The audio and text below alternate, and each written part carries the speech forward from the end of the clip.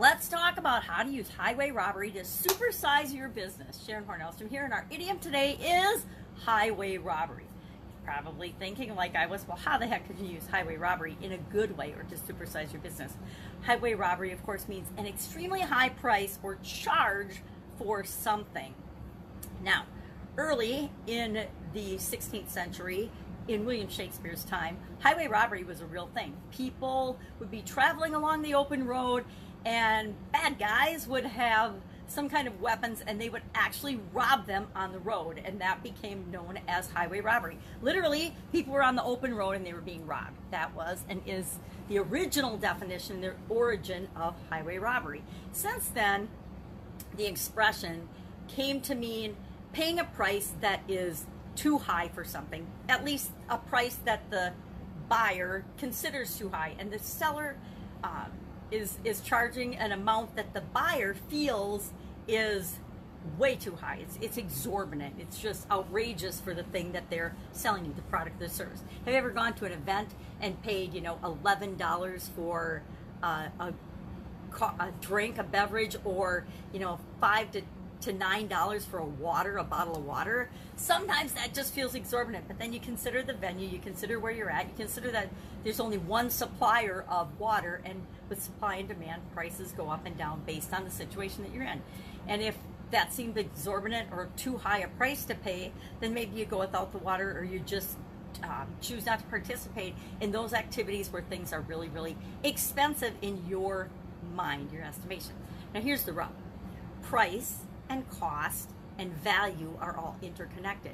And when it comes to building and growing our businesses, we need to make sure that we are providing enough value and educating the people that we serve that the value that they're getting is way more than the price that they're paying, the investment that they're making, or the money that they're exchanging for the value that they're receiving. If we don't make that connection for people, guess what? They're not going to buy. They won't become our customers. If people think we charge too much just because we charge too much, they're not going to do business with us. Business is all about an exchange of value. I give you value, you give in terms of products or services or solutions to your problems, and then you give me money in exchange. That's how business works. That's at its basic level. If we don't solve problems and if we don't provide value, if we don't give value, people aren't going to give us money. My mom, actually growing up, used this expression a lot. It was interesting in my family. My dad came from a very, very poor family, but had an incredible abundance mentality. And my mom, and I didn't know what an abundance mentality was when I was growing up. I just knew my dad said there's always a way to figure things out. There's no such thing as can't. And my mom would say, we can't afford that, we can't do that. And so I got this mixed message growing up, and many of us have. Many of us come from backgrounds that had experiences where we have both an abundance and a scarcity mentality mushed together, and then we wonder why we think some things are highway robbery and things are too expensive for us, or that we don't deserve something. Our beliefs and our core values play very much into what we think is too expensive, what we can afford, what we believe things should cost. My ex-husband and I did coaching programs that most people would think when we were in the real estate industry were absolutely ridiculous and exorbitant. We paid between $25,000 and $100,000 for coaching in that particular industry. And to us, it was an investment. It was a value. Every time we had a coaching program, we made sure that we made our money back multiples of what we invested. And so to us, it wasn't highway robbery. But to other people who were in the same programs we were, that didn't do anything with the information, that didn't actually take action based on the things that they learned in those coaching programs, they thought it was a ripoff, right? So you can have the exact same product, the exact same service, and one person thinks it's the best thing since sliced bread, and another person will think that it's highway robbery.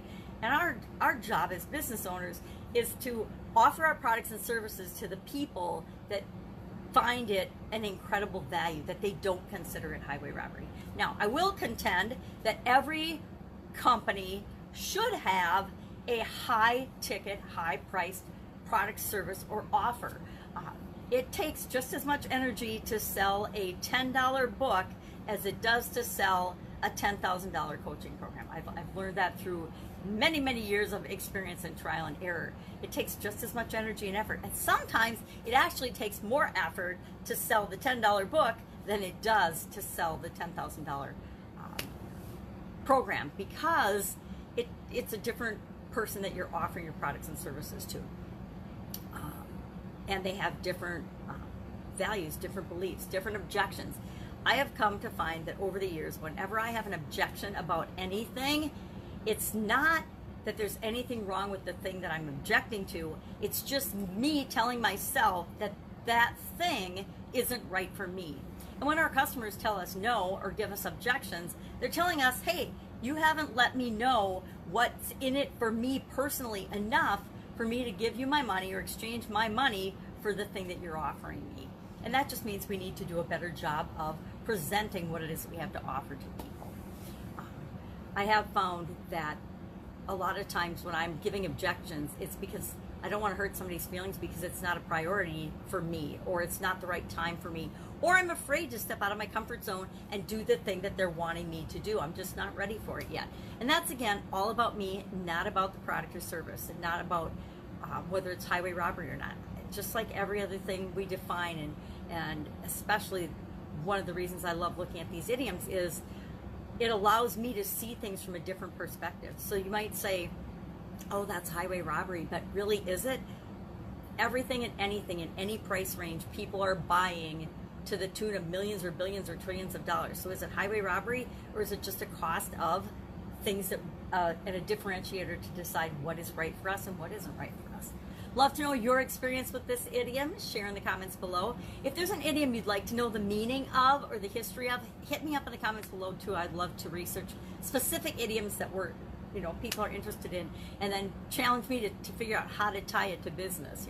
Normally, highway robbery has anything to do with business, but I can gotten to the point where I can almost tie anything into business, any idiom. Go out and have an absolutely amazing day, and I will be with you tomorrow with another interesting idiom. What does it mean? Where does it come from? And how might you use it for your business today? Take care.